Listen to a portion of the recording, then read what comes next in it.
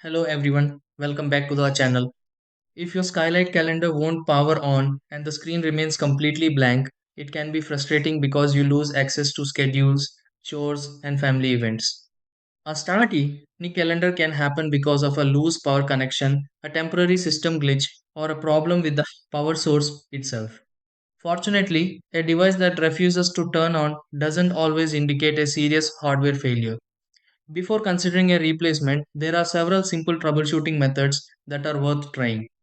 In this video, I'll guide you through a few easy steps that may help bring your Skylight calendar back to life. Try these. Step 1. Check that the power adapter connected to the Skylight calendar is securely plugged into both the device and the wall outlet. Step 2.